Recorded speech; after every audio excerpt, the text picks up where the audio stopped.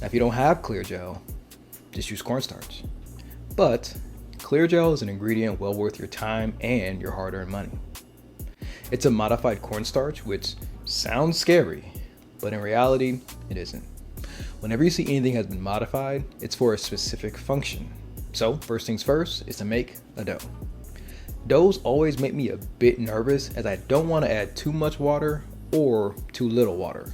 So after combining the fats and the dry ingredients until crumbly, weigh out about 50 grams of water and slowly add it into the mix while mixing. Now don't add all of it at once. Keep in mind that speed kills both your dough and your Saturday afternoon when you go to bake these bad boys and they just don't look like the thumbnail. With that being said, get it as close as possible to this texture. The dough is a bit forgiving due to all the fat, so be cautious but confident. Once done, let it chill until it's cold to the touch. Now when it comes to making quick jams, clear gel and cornstarch really cannot be beat. Let's make a jam by adding any fruit that you like to a pot. Now I like using frozen fruit because it's a great product and you can get it any time of the year. Seriously, don't think because it's frozen that it's lesser in quality, except strawberries. Weigh your fruit and add half of this weight in sugar. Add salt to taste and add 10% of the weight of the sugar in clear gel. So for example, if you have 25 grams of sugar, add 2.5 grams clear gel. You don't have to be exact, so anything between 2 and 3 grams is fine. Seems like a lot of numbers, but the more you cook with math, the more intuitive measuring will be. Add a splash of water to create steam and cook until the fruit is soft. Once soft, mash it into a jam and cook until thick. As an aside, I don't really like things to be very sweet, so I add citric acid and a small bit of instant espresso, as well as a healthy pinch of salt. My motto is the less sweet, the more I eat. With the filling done, I let it cool until cold.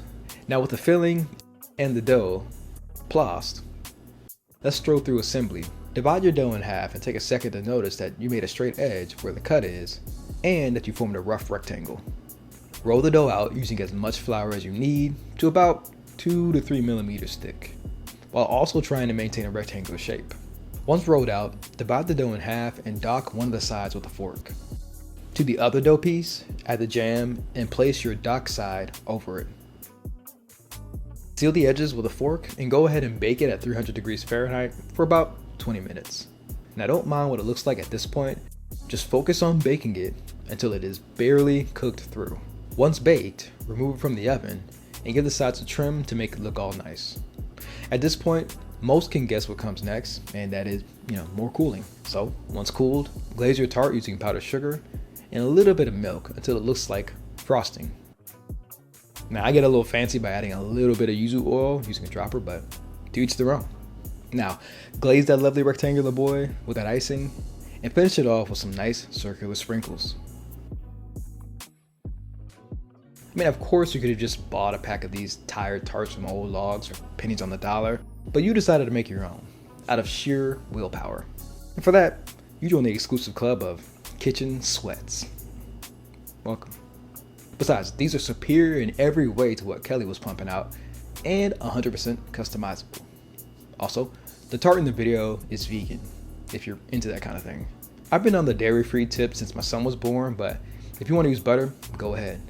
Just, no matter what, use shortening.